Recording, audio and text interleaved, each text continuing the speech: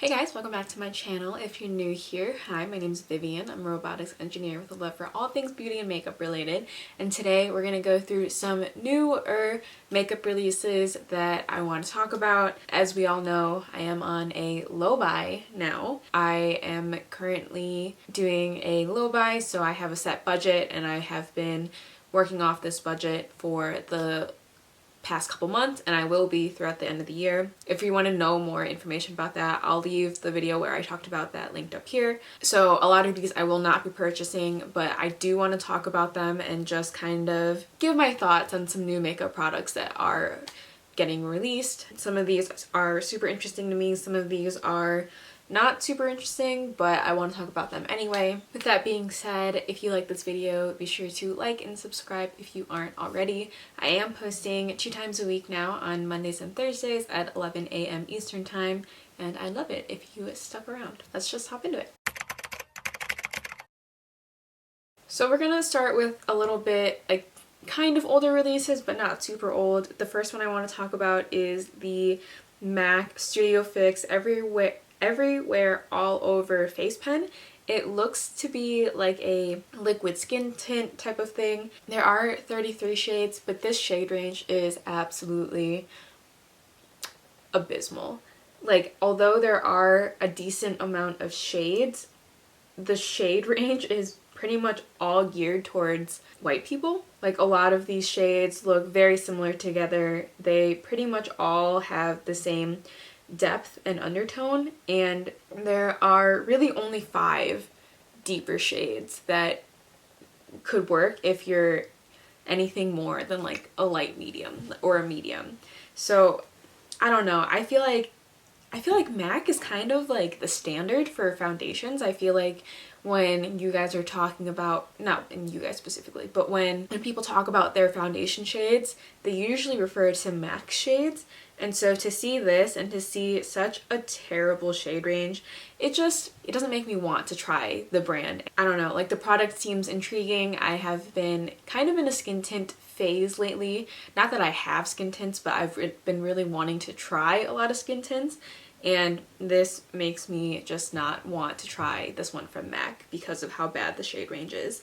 So I'm really disappointed. I know this is only available in Europe right now, so I don't know why there'd be less depth in Europe, but I don't know, it leaves like a really bad taste in my mouth. The next product I want to talk about is from Fenty Skin. This is the Melt Off Jelly Oil Makeup Melting Cleanser. I am such a huge cleansing oil, cleansing balm person. That's pretty much my preferred way. I prefer cleansing balm type products more than cleansing oils.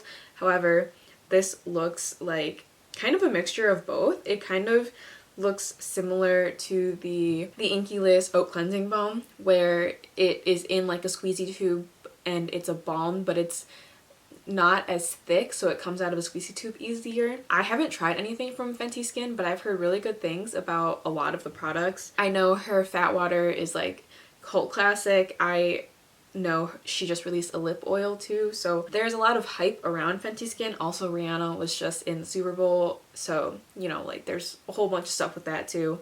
I think this is interesting. I don't think I'm gonna purchase this with my budget just because I do have other cleansing balms, cleansing oils to get through, but I'm interested to see the reviews on this. It looks nice, and Fenty's packaging is always just really pretty. I really like that like lighter purple shade that she has in all of her Fenty Skin packaging. So I'm interested to see the reviews on this. If it is popular and if people do like it, I think I might pick it up probably when my low buy is over or when I completely run through all the cleansing balms I have in my collection right now. So this next item is really interesting to me just because of the applicator. This is the Iconic London Roll Away Glow Highlighter, and this has a roll-on applicator, which is I'm just intrigued on how this will actually go on the skin. I'm assuming it has to be liquid enough that you can roll it on. I feel like with roll-on packagings, if it's too thick, then the roll-on doesn't apply like evenly, and so you can have like some streakiness, some patchiness to it. So I'm interested to see what people are saying about this. It looks like there are 3 shades, and the 3 shades look really pretty. There's like a light champagne, more of a golden color, and like a rose gold color. They look very pretty. The rollerball just gets me, you know? Like, I know there are a lot of liquid highlighters that come in like a squeezy packaging. There are a ton of cream highlighters on the market that are in like stick forms. So it's refreshing to see something like this where it's just like fun and in a new type of packaging. I know Iconic London is pretty big. I know a lot of people like their skin tint and their blurring primer. So kind of interested in it. Kind of not though, just because I do have so many highlighters in my collection that I need to go through right now. There are definitely highlighters in my collection that I've used maybe once or twice, so I probably don't need a new highlighter. So again, I'm not going to pick it up, but I am interested in seeing what people say about this and say about the application method. So this next item is Calling My Name. It's Calling My Name. Summer Fridays released 2 new shades of their lip butter balms. One of them is this pinky, it's like a really pretty soft pink shade, and the other is more of a bright red shade. And you guys know how much I love my Summer Friday lip butter balms. It's my absolute favorite lip balm formula. The tints are stunning. I've been gravitating towards brown sugar a lot lately because it is a little bit deeper, but it's still sheer enough that it just gives my lips something like juicy and I don't know, just overall a really, really good lip balm in my opinion. These 2 shades are interesting to me. However, I probably don't need them. Like, I probably don't need them, especially because I do have 3 minis and 3 full sizes of the Summer Friday lip butter balms, and that seems a little excessive. So while I do love the tints, I just don't think I need all of these. If I were to pick one up though, I would probably pick up the lighter pink, just because the bright red doesn't seem super different than the shade Poppy, which I already have. Still though, if you guys are interested in the Summer Friday lip butter balms, highly recommend them. I know the Sephora sale is coming up, so if you guys want to purchase them during the Sephora sale, that's probably when I would do it, just because they are pretty expensive. I think they're around $24 US dollars, so that's really pricey for a lip balm. Highly recommend you trying to get it on sale though. So this next item is from Refi. So this is the brow tint eyebrow gel. It retails for $24. The applicator on this also looks interesting. It's like a little spiky ball, and I just don't see how this would work. Obviously, I mean, the model's brows look stunning, but I'm not sure how much of that is from the gel. I'm unsure. So it's described as a water-based, non-permanent brow tint for natural looking texture and long-lasting hold. And that sounds interesting to me just because I do have pretty sparse brows. My brows aren't very pigmented themselves, so I tend to like something that like volumizes and makes it look like I have more hairs than I do. I'm interested to try this. I do really like their Brow Sculpt, which is their clear brow gel, which looks like this. It has like this type of brush. It has this type of brush, but the product itself is in there. It's just like a clear brow, I want to say like a pomade type of product. So I do really like this. I'm interested in trying the Brow Sculpt purely because of the applicator. I probably don't need a new brow gel right now, so I think I'm gonna hold off because I don't need a new brow gel right now. I don't think that I want to spend part of my budget on that. However, I am interested, and maybe if towards the end of the year, if I have anything left in my budget, I will purchase that. 3 shades doesn't seem like nearly enough though, so I'm a little worried about that. So Tarte has been having this whole big thing lately. They've been pretty much duping the Charlotte Tilbury contour and highlighter wands that they have. Duping because they're in the same packaging, but Tarte is not inexpensive. Tarte is still like a higher end brand, so I don't want to say it's duping. Tarte ones are $35 and the Charlotte Tilbury ones are $42, I believe now, so you're not really saving that much money. They do look pretty though. I do like the shade range that they have. It definitely seems way better than the Charlotte Tilbury shade range just because the depth goes a little bit darker. There are only 3 shades though, so even though the depth is darker, they don't really have a ton of variety in like undertone of the shades. It looks pretty. I'm not gonna pick it up. Again, I have so many highlighters in my collection that I have barely touched, and I don't think I need another one in my collection. I have never tried the Charlotte Tilbury highlighters specifically, but I have tried the blush and contour ones, and the blush one in Pinkasm isn't my favorite. I really don't like that tone on me. It's a little bit too sparkly. Not sparkly, it's a little bit too glowy for me. I do like the contour one, however, you know, I don't necessarily think it's worth $42. While these you're saving like a little bit more money, I don't think it's enough money to actually make a difference. So I'm gonna pass on these. I'm also gonna pass on the contour ones just because I don't think I need it. I don't think I need it in my collection, and I definitely don't think it's gonna be worth $35. This next item though, this is the Say Glowy Super Skin Lightweight Hydro Bounce Serum Foundation. These names get so long. It comes in 36 shades and it's described as medium buildable. I do think the shade range is pretty nice. It goes pretty light to pretty deep. It has a good range in between. I don't think I'm going to pick this up though, just because I do already have 3 skin tints that I'm planning on purchasing / have purchased that I haven't tried yet.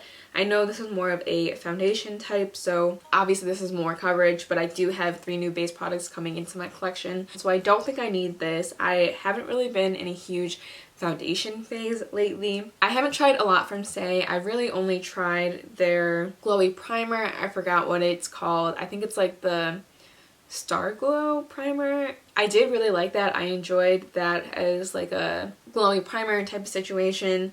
So I'm sure that this would be nice. I'm gonna wait to see reviews to see if I even want to consider it. Say is a clean beauty brand though, and I have a little bit of a beef with clean beauty base products specifically. The main 2 that I'm talking about are my Kosas products that have completely just like gone off before I could even begin to use them all the way up, and I know that that's kind of the point of clean beauty. There's no like preservatives, but if I'm gonna be paying $42 plus tax for a foundation, I don't want it to go bad in less than a year, you know? Like I understand that that's what I bought. I have too big of a collection to be spending that much money on a product that's gonna go bad in under a year. And I don't even think if that was my only foundation, I would have been able to finish the Kosas foundation through in a year.